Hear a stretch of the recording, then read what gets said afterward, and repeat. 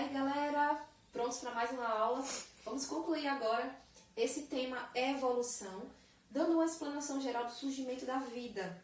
No primeiro momento vai ser isso e logo depois a gente vai ver aí como aconteceu a evolução nos grandes grupos de primatas, isso envolvendo macacos e seres humanos. A gente vai falar um pouquinho sobre as diferenças e semelhanças que existem entre eles. Mas antes, vamos falar um pouquinho de como a vida surgiu, baseado aí nas teorias evolucionistas que a gente já viu antes, de Darwin, de Lamarck, no processo de especiação que aconteceu, né, ao longo do tempo. Então vamos lá. Acredita-se que existiam moléculas que a gente chama de moléculas precursoras da vida, que tinham a capacidade de realizar a autoduplicação, ou seja, criar cópias idênticas de si mesmo, tá? Essas células precursoras aqui sofreram modificações ao ponto de se tornar uma célula, mas eram moléculas complexas que tinham capacidade de criar cópias de si mesmo. Inicialmente surgiram as células unicelulares, seres unicelulares. Acredita-se que o primeiro que existiu foram as árqueas, porque de todas as células existentes hoje, as árqueas são as que conseguem suportar uma maior quantidade de salinidade, ambientes inóspitos, ou seja, ambientes que não existe nenhum ser vivo consegue sobreviver, a árquea consegue. Então, por exemplo, ela consegue viver em ambientes onde tem pouco oxigênio, pouca luminosidade, né?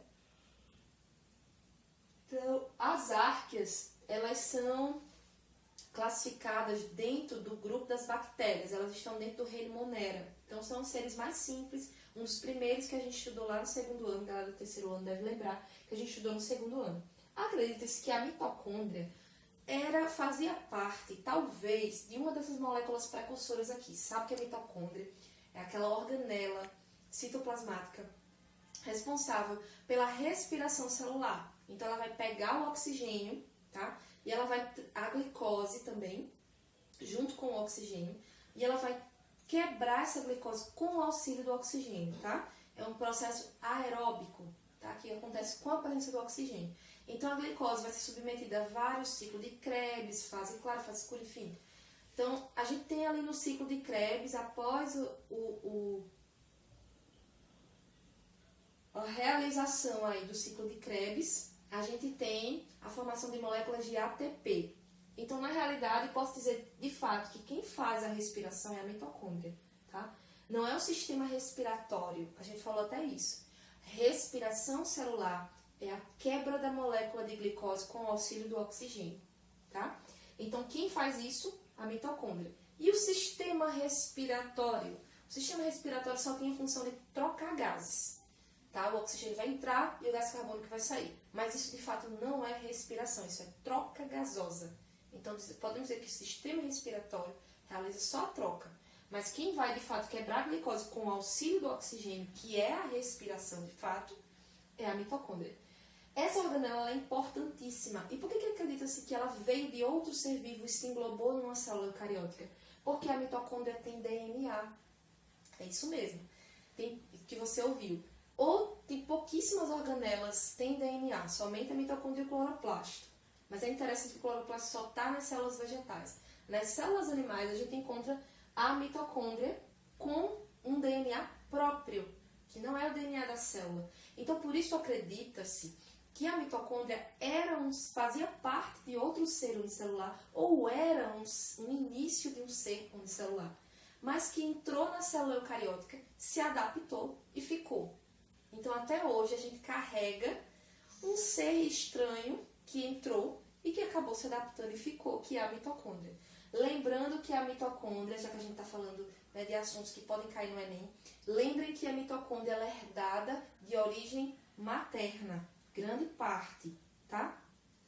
É de origem materna. Ou seja, a gente herda a mitocôndria da mãe, sempre da mãe. A partir do momento dessas células eucariontes, que são diferentes das células procariontes, justamente porque tem a membrana que separa o material genético do resto do citoplasma, é o que a gente chama de carioteca, por isso que é eucarionte, esse eu vem de verdadeiro, ou seja, verdadeiros cariontes, que tem carioteca, né, que separa o DNA do resto do citoplasma. Então, essas células eucariontes, ou procariontes até, começaram a se organizar dividindo tarefas, ou cada célula fazia, se especializava em um tipo de atividade. Algumas eram respiratórias, algumas digeriam alimento, algumas capturavam alimento. Então, como elas começaram a se organizar ali, se especializar em algumas coisas, começaram a surgir o que a gente chama de tecido. O que é um tecido? Um conjunto de células unidas que desempenham a mesma função. E cada tecido era especializado em fazer uma coisa diferente. Acredita-se que primeiro surgiram a partir daí seres minúsculos que são as algas. A gente viu algas quando estudou o reino protista. Tem os protozoários e as algas unicelulares e multicelulares. Então, as algas unicelulares, acredita-se que existiu primeiro, lógico, e a partir das algas unicelulares começaram a surgir os primeiros vermes marinhos, né? Alguns animais ali marinhos. Logo depois do surgimento desses primeiros seres vivos que se adaptaram às condições do ambiente na época, acredita-se que houve a mudança de temperatura das condições ambientais do planeta Terra que favoreceram a vida. Acredita-se que a temperatura na Terra aumentou, a luminosidade aumentou, a quantidade de oxigênio. Como surgiram seres unicelulares, a gente sabe que o pulmão do mundo, na realidade, são os seres unicelulares, né? Não são as plantas, mas são os seres microscópicos que vivem nos oceanos. Então, como esses seres vivos surgiram, a quantidade de oxigênio na atmosfera aumentou muito. E acredita-se que isso favoreceu o surgimento de outros seres vivos, até mesmo dentro da água, já que o oxigênio também no interior ali dos oceanos começou a circular graças ao surgimento de algas, né? Que fazem com que o oxigênio também fique ali dissolvido na água. Então, acredita-se que nessa época houve o surgimento de vários seres vivos. Então, é o que a gente chama de explosão cambriana, que foi na era cambriana, no período cambriano, na realidade, que surgiram vários seres vivos. E os principais que se adaptaram melhor foi o que a gente chama de trilobita, um vermezinho que vivia aí na água, tá certo? No livro de vocês tinha a fotografia dele também. Então, os primeiros seres vivos acreditam-se que sejam os trilobitas que dominaram aí nesse período. A partir das algas unicelulares, começaram a surgir diferentes tipos de algas. Claro, hoje a gente sabe que a gente tem a alga dourada, alga vermelha e alga verde, né? E a partir das algas verdes, para ser mais exata, elas começaram a sofrer modificações, surgimento de parede celular, surgimento de organelas especializadas, que são os cloroplásticos, para armazenar clorofila para a realização da fotossíntese. E também, além disso, surgimento de vacúolo contrátil, que é uma diferença da célula animal para a célula vegetal. Então, a partir daí, acredita-se que a partir dessas células, elas começaram a conseguir captar luz, gás carbônico e realizar o processo de fotossíntese já fora da água, sem necessidade de estar na água, né? Então, a partir daí surgiram as plantas inferiores. Vocês acompanhem o surgimento de cada grupo, tá? Cronologicamente, o que veio primeiro e o que veio depois. Então, o primeiro ser vivo que apareceu, lembrando aí do conteúdo do segundo ano, são os musgos e as hepáticas, que fazem parte do grupo das briófitas. São aquelas plantas menos evoluídas, tá? Dependem ainda da água para sua reprodução, dependem de ambientes úmidos, não têm vasos condutores de seiva e se reproduzem intensamente no período chuvoso, mas no período seco desaparecem. A partir dos briófitas, elas foram evoluindo, surgindo as pteridófitas, que são as samambaias e avencas, as principais representantes aí. São plantas já vasculares, elas já têm vasos condutores de seiva, possuem folhas verdadeiras, caule verdadeiro, raiz também, mas ainda depende da água também para a reprodução e de ambientes também ainda úmidos. Mas graças à presença de vasos condutores de seiva conseguem crescer mais, mas ainda dependem diretamente da água para a sua reprodução, porque os esporos precisam se deslocar, são livre nadantes, então eles precisam se deslocar na água. Logo depois das pteridófitas surgiram as gimnospermas, que seriam plantas vasculares, mas agora tem uma diferença. Elas têm a capacidade de produzir sementes. Não tem flores, não tem frutos, tá? Mas possuem a capacidade de produzir sementes. mas as sementes ficam sem proteção, ou seja, semente nua. O nome Pteridófita significa isso. Né? Ou, aliás, gimnosperma significa isso. Esperma, semente, e gimnos, nu, ou seja, sem proteção, sem fruto para protegê-lo. Logo depois dos Pteridófitas surgiram aí as angiospermas, que já tinham uma facilidade de dispersar as suas sementes. Lembrando que as gimnospermas dispersavam sementes principalmente pelo vento, mas o surgimento de frutos facilitou muito o domínio de vários ambientes, porque elas não dependiam mais de ambientes frios, como os musgos e as pteridófitas. Mas elas poderiam habitar todos os tipos de ambientes. E a dispersão das sementes também foi facilitada graças à presença de frutos e flores, que atraíam insetos para o processo de polinização às flores, e no caso dos frutos, que também atraíam tanto insetos quanto outros animais maiores que se alimentavam dos frutos e, consequentemente, dispersam as sementes para outros ambientes. Então, as angiospermas hoje são as mais abundantes. Graças a essas características que eu acabei de falar, elas conseguiram alcançar todo o planeta Terra, foram as que mais tiveram sucesso evolutivo e a maioria das plantas que existem hoje são angiospermas, tá certo? São aquelas que conseguem produzir frutos, sementes, flores, além das partes básicas, caule, folha e raiz, tá? Então, a planta completa. Surgiram também animais inicialmente na água, então podemos dizer que a vida no mar foi o início de tudo, tá? Seres procariontes começaram a sair, algas, aliás, que deram origem a plantas, e outras células que também ainda estavam na água começaram a dar origem a animais, tá certo? Células animais que têm diferença de uma célula vegetal, obviamente. Então, os primeiros seres vivos que surgiram foram os peixes. Mas existem, vocês sabem que existem, nós estudamos os peixes, vocês devem lembrar, que existem peixes que não têm mandíbula. Vamos relembrar o que é mandíbula. Esse osso aqui de cima é o maxilar, e esse de baixo aqui, tá, ligado ao maxilar, é a mandíbula. Então, essa aqui é a mandíbula. Então, existiam peixes que tinham essa mandíbula, conseguiam abrir e fechar assim a boca, peixes mandibulados, e outros que não tinham mandíbula, tá? Esses peixes que tinham mandíbula poderiam ter nadadeiras lobadas ou nadadeiras radiais. Esses que tinham nadadeiras lobadas deram origem ao que a gente chama de tetrápodes, ou seja, animais com 4 patas, que deram origem aos anfíbios, répteis e, consequentemente, aves e mamíferos, que surgiram a partir dos répteis.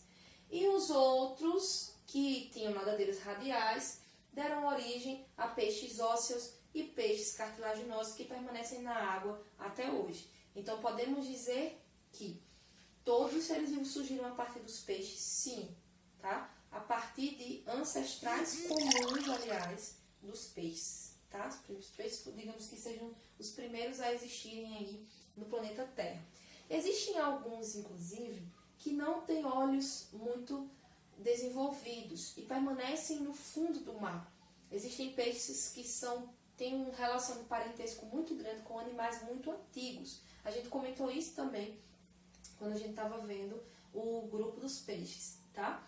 Existem alguns que têm ossos uma estrutura óssea muito parecida, tem alguns que não enxergam muito bem, então são características que indicam aí uma relação de parentesco com os primeiros animais que surgiram no planeta Terra, no fundo dos oceanos, não tinha muita luminosidade, né? Então eles dominaram aí o planeta por muito tempo. A partir logo depois dos peixes, podemos dizer que surgiram os anfíbios, que seriam peixes com 4 patas, mas que tinham uma capacidade de respirar o ar atmosférico. Mas mesmo tendo essa pequena capacidade de colocar a cabeça para fora e começar a captar o ar diretamente, o oxigênio diretamente do ar, não mais da água, apesar de conseguirem se locomover, porque tinham as 4 patas fortalecidas, não só nadar, mas nesse caso andar, mas apesar disso ainda dependiam diretamente da água, que é uma característica básica dos anfíbios, que é a dependência direta da água, tanto para a sua sobrevivência, como devido à falta de escamas ou estruturas que protejam o corpo contra a perda de água, que é o caso dos anfíbios, mas principalmente para sua reprodução, que só acontece dentro da água. Então, eles dependem de água para a reprodução, porque os ovos não têm casca, então não são protegidas contra o ressecamento, só pode se desenvolver dentro da água. Outro motivo é que os filhotes, ao nascerem, também têm uma respiração branquial. Não respiram ar atmosférico, então precisam estar na água no início do seu desenvolvimento. Então, além disso, a pele, ela também é responsável pelo processo de respiração, sabe? Que os anfíbios não têm um pulmão muito bem desenvolvido. Então, respiram o oxigênio atmosférico, mas o pulmão, como é pouco desenvolvido, precisa ainda de uma outra estratégia para captar oxigênio que seja suficiente para a sua sobrevivência. E como que acontece a captação desse oxigênio? Pela pele, mas para isso a pele precisa estar úmida, ela não pode se ressecar. Então esse é um outro motivo pelo qual os anfíbios se tornam dependentes da água, tá? A partir dos anfíbios, logo depois surgiram os primeiros répteis, tá? São seres um pouquinho mais adaptados ao ambiente terrestre. É importante salientar também que os anfíbios se desenvolveram muito e existiram anfíbios gigantes no planeta Terra, mas devido às mudanças ambientais eles desapareceram e hoje nós só temos as salamandras, sapos, rãs, pererecas, né, como representantes, são os únicos representantes hoje, mas a gente também tem os tritões também, né, que são anfíbios, o anfíoxo, mas existiram também anfíbios gigantes, assim como répteis gigantes, que no caso são dinossauros, que são mais conhecidos, mas existiram também répteis gigantes que desapareceram, tá? Logo depois surgiram os répteis. Qual é a estratégia evolutiva maior dos répteis, a adaptação maior dos répteis ao ambiente terrestre? Principalmente o surgimento de um revestimento da sua pele, que evita a perda de água. Então, consequentemente, eles conseguem não depender de um ambiente úmido mais, mas eles podem viver diretamente em um ambiente seco, né? Coisa que os anfíbios não conseguem.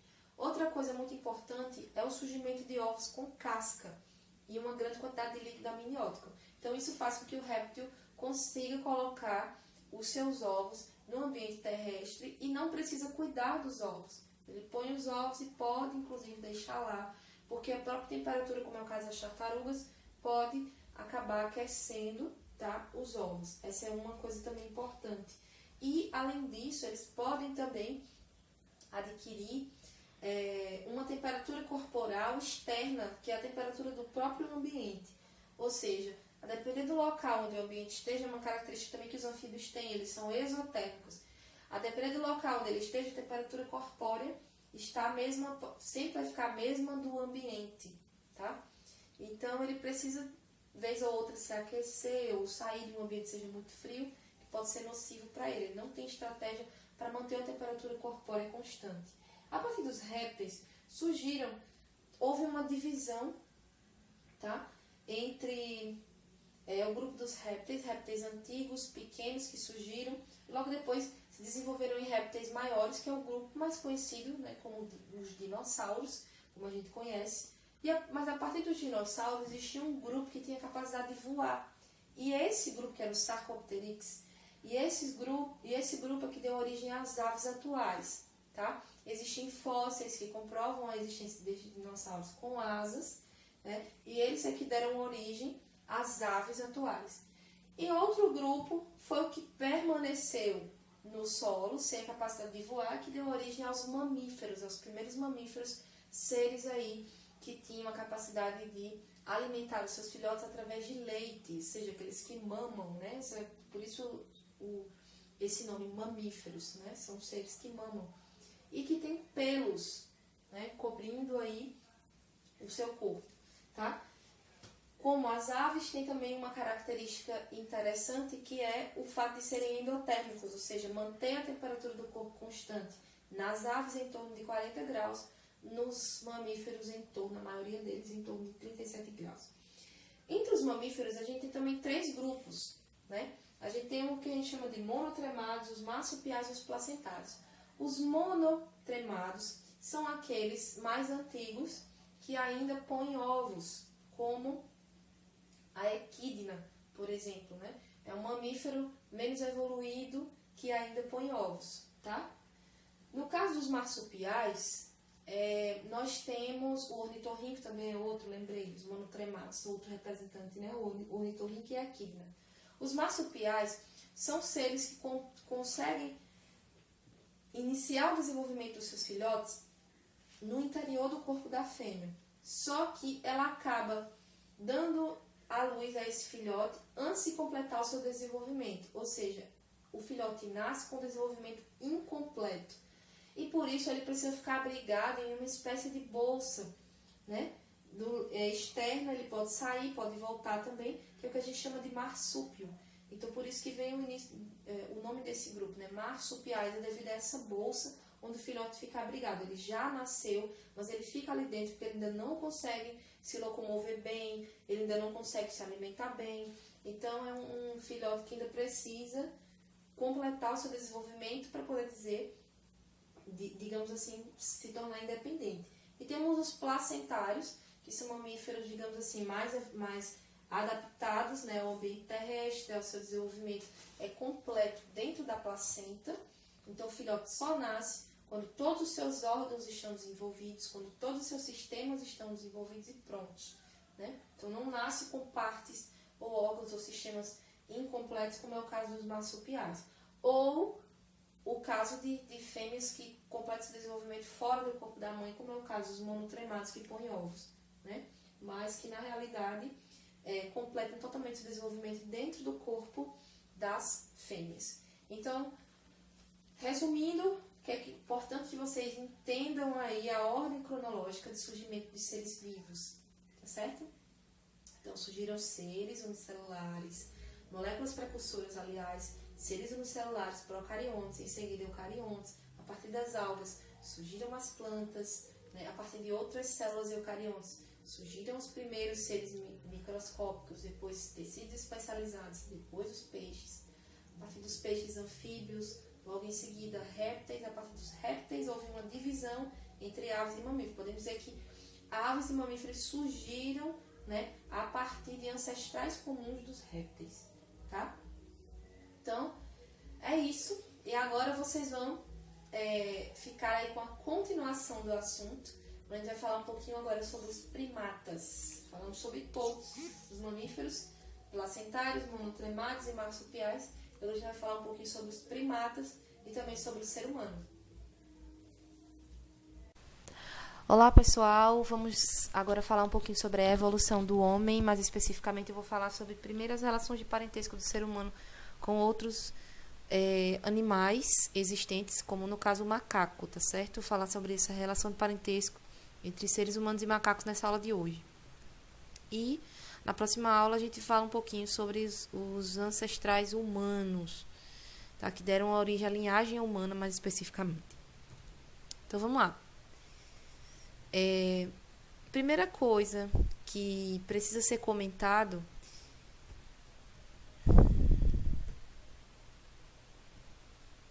Vamos lá. A primeira coisa que precisa ser comentado aqui é o fato dessa fraude.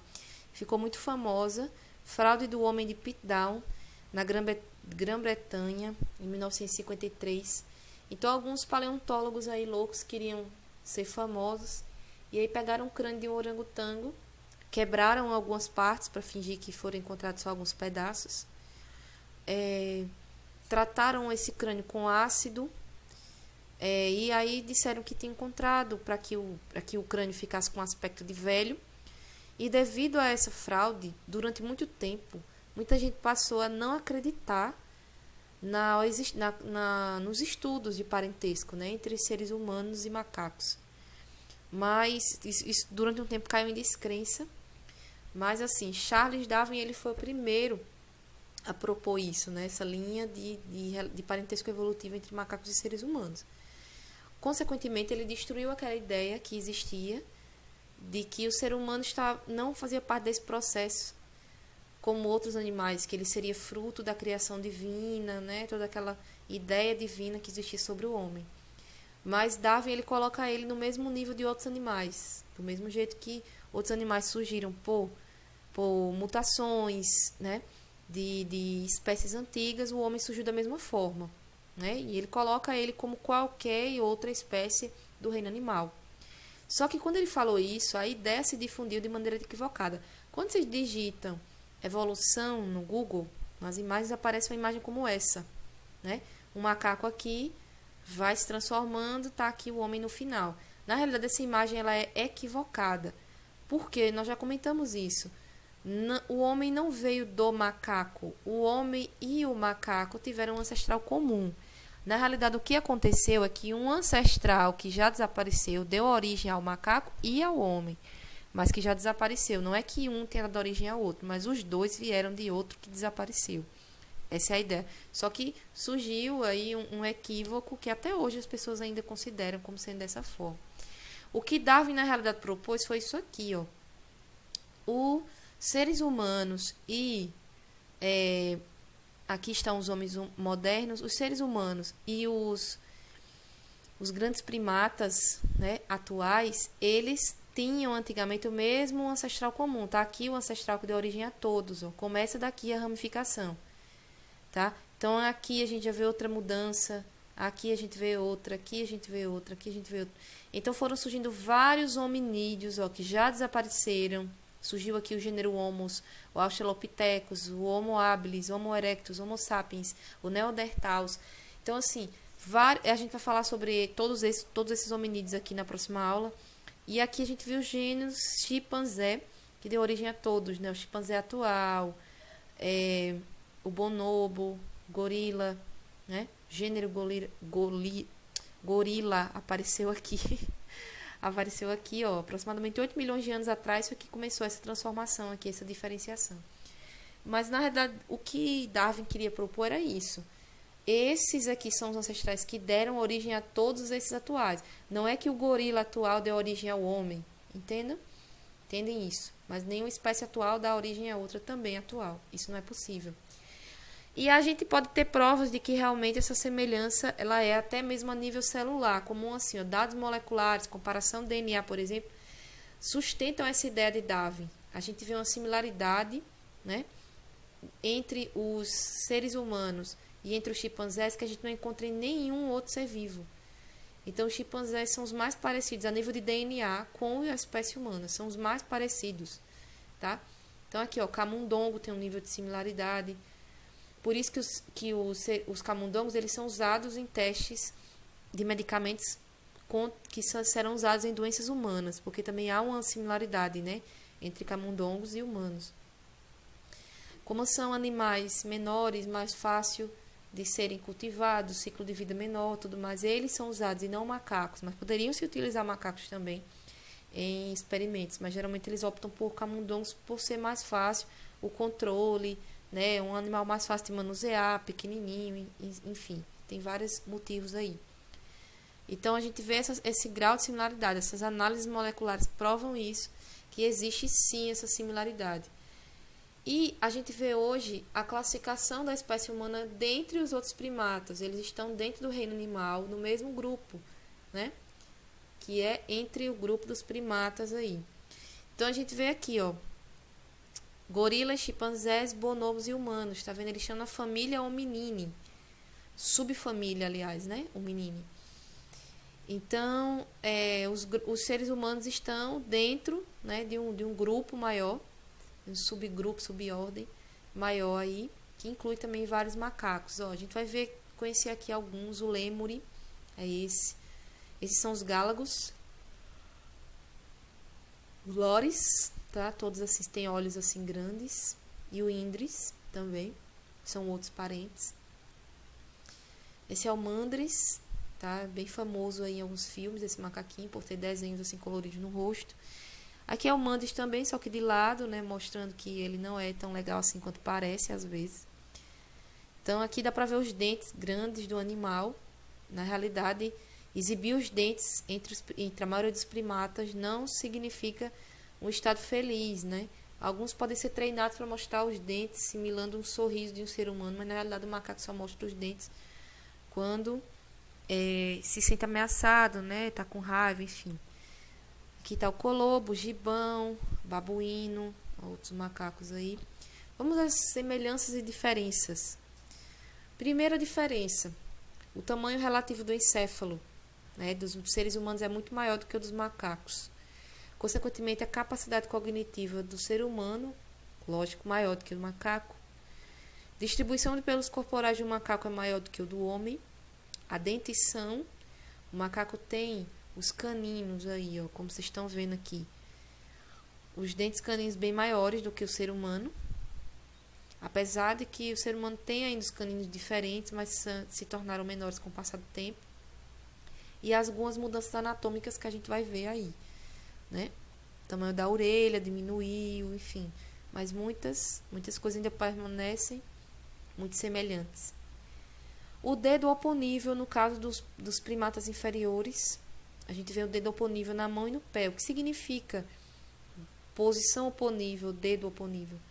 Um dedo oponível é aquele que consegue tocar a ponta dos outros. Então, se você consegue com o polegar tocar de frente os outros dedos, pode dizer que ele é o dedo oponível. Então, os macacos têm dedos oponíveis tanto nas mãos quanto nos pés. E isso facilita a subida em árvores, em grades, por exemplo. Então, o pezinho dele parece muito com a mão quando você olha. E aqui está a semelhança, ó, nível aqui morfológico, esquelético. A gente vê ó, um gibão, orangotango, gorila, um chimpanzé e o ser humano. Veja que com o passar do tempo, os pés vão se tornando mais adaptados a uma postura bípede. Por que o pé do homem é assim, mas não é tão frágil? Veja, isso aqui não suporta peso, né?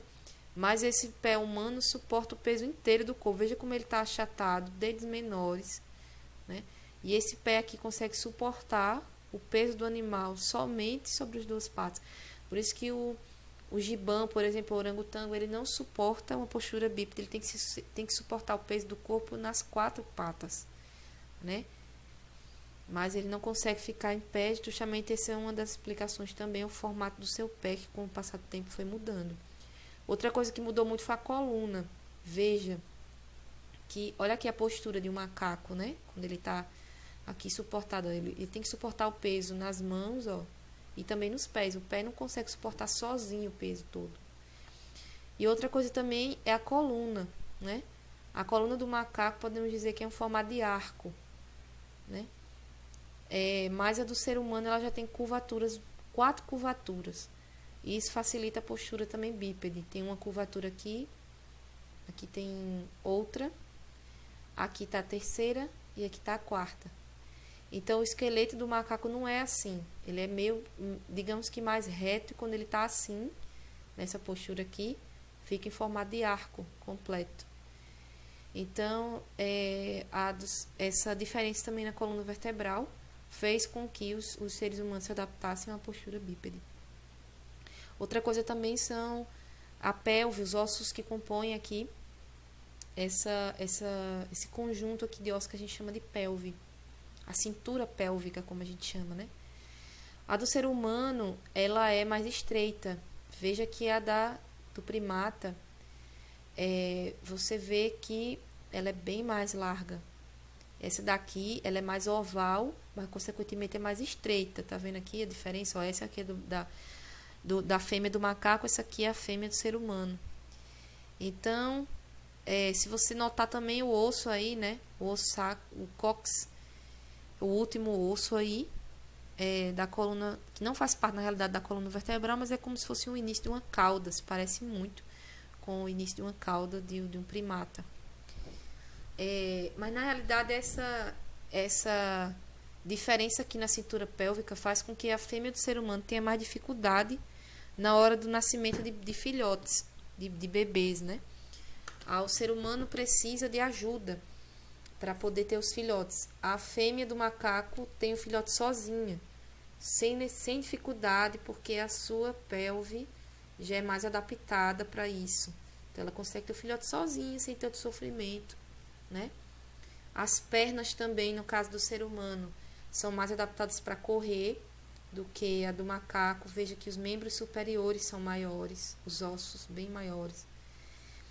Então, justamente para que ele consiga apoiar também, ficar com a coluna reta e conseguir alcançar o chão. Então, o braço tem que ser bem grandão. Mas, consequentemente, o gasto de energia para um ser humano é bem menor do que o gasto de energia de um macaco.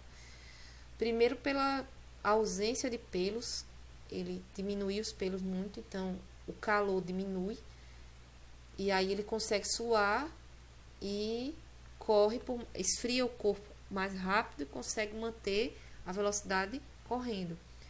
O macaco não, a temperatura sobe muito, então ele corre por pouco tempo, logo depois a temperatura vai subir demais e ele vai ter que parar. Né? Então, e também o gasto de energia no caso do macaco é maior porque ele vai usar 4 membros para se deslocar. O ser humano só usa 2, os braços estão parados, então ele só gasta energia aqui embaixo, correndo. Esse aqui vai gastar nos 4, então por isso que ele corre menos. Então isso facilitou a sobrevivência, né? Porque conseguiu correr mais. Aqui os pelos corporais que eu já tinha falado, né? Essa figura aí é uma cena do filme Planeta dos Macacos. E aí só comparando, né, o ser humano com o macaco, você vê a quantidade de pelos de um, a quantidade de pelos de outro, diminuiu muito. Com o passar do tempo isso facilitou a sobrevivência do ser humano, do seu deslocamento, enfim. Como os macacos, a maioria deles consegue subir em árvore, é até uma maneira de proteção. O ser humano ficava embaixo, não subia mais em árvores, então precisava correr mais. Então, por isso que o desaparecimento de pelos facilitou muitas coisas. E aqui é uma árvore filogenética atual, com a hipótese atual da evolução. Então, veja que o chimpanzé e o ser humano estão no finalzinho aqui da árvore, né? Tem muito parentesco entre o chimpanzé e o ser humano, né? Estão até no mesmo gênero, hominídeos. A gente já tinha falado sobre isso também. Vida arborícola, no caso dos macacos, os membros superiores são bem desenvolvidos para isso, ágeis e habilidosos. Então, ele consegue se pendurar melhor em árvores. Uma dieta antes deles seriam uma dieta simplesmente herbívora, porque como ele só vivia em árvore, então só comia frutas. O número de filhotes se tornou reduzido, porque como ele vivia em árvores, não tinha como carregar muitos filhotes, né, por causa do peso, então o número de filhotes reduziu com o passar do tempo. Houve uma maior chance de sobrevivência, como só tinha um filhote, cuidava melhor desse filhote. E o filhote passava muito tempo com os pais, mais tempo com os pais. Consequentemente, ele conseguia aprender mais coisas, observando os pais. Então, a gente tinha uma espécie de vida social, né? Ali, relações melhores entre filhos e pais por mais tempo.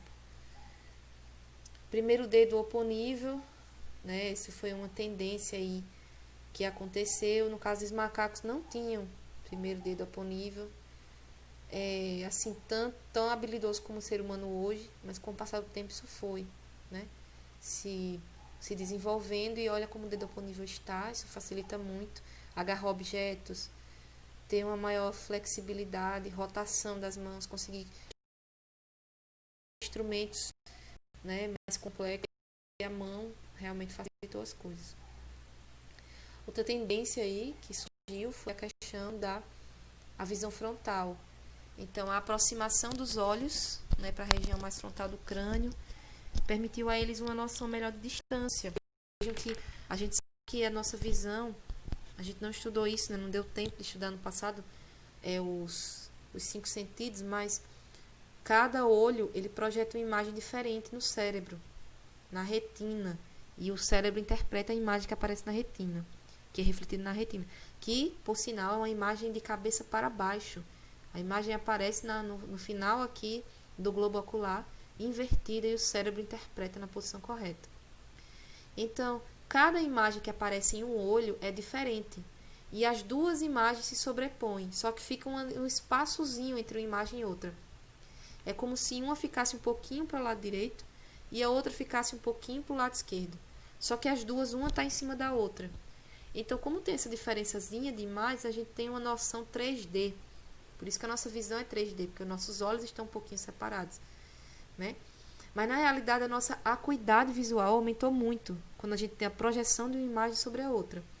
E, consequentemente, o macaco, pela visão do macaco ser 3D, ele consegue ter uma noção de distância de uma árvore para outra, por exemplo, quando vai pular.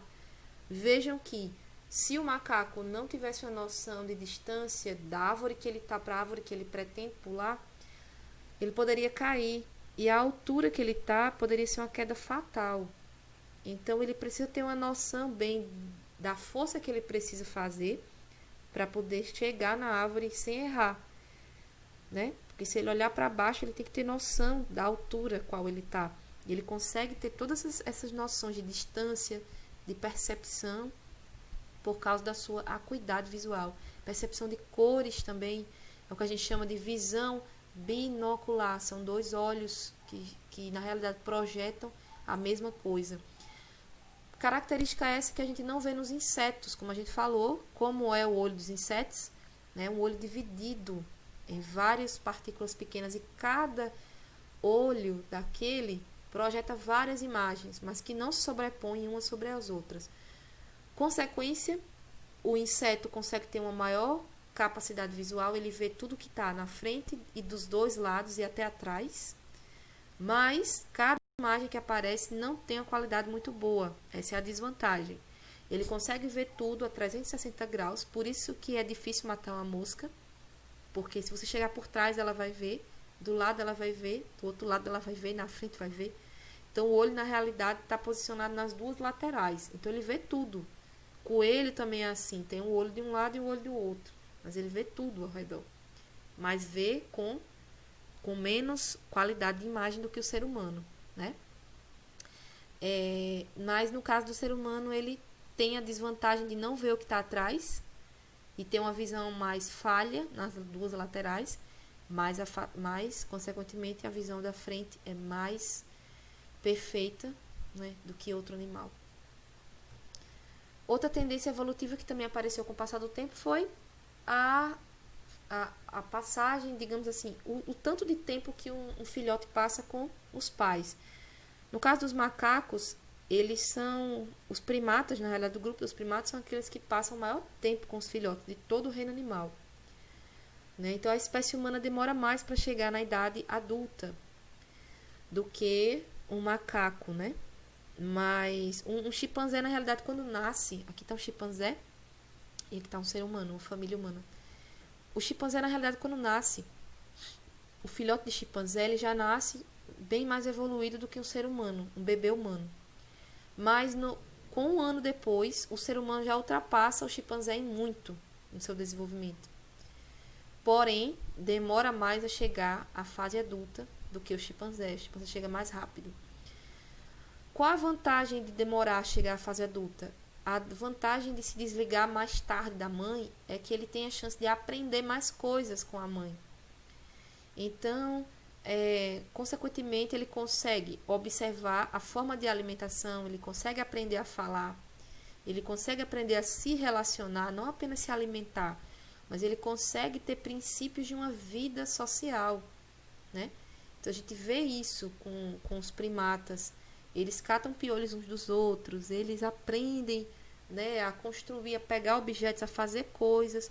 E é uma semelhança muito grande com os seres humanos nesse sentido, porque nenhuma mãe no reino animal consegue ensinar tantas coisas aos filhotes como os macacos. Eles têm mais chance de aprender mais coisas, assim como os seres humanos. Exemplos de alguns primatas, outros exemplos, os lêmures, são mamíferos bem pequenos, o lores, bem pequenininho também, muito fofinho. E aí os tárcios são os menores mamíferos, o gibão, né, outro macaco, o orangotango, bem famoso assim devido à cor dos seus pelos, bem bonito. O gorila, né, o chimpanzé, que é aquele que a gente estava falando, e o ser humano, exemplos de primatas. Então, para que vocês se alegrem um pouco, tá aí a atividade, tá? Eu deixei até aí do jeito que estava na sala, esqueci de alterar o slide, tá aí, atividade de sala para alegrar amanhã. Página 186, questões de 1 a 3 e de 8 a 11. Então, vocês copiam perguntas e respostas, tem até a próxima semana para responder, tá? Dúvidas, podem me procurar, tá? Não sou universitária, mas estou aqui para ajudar. E é isso. Um abraço e até mais.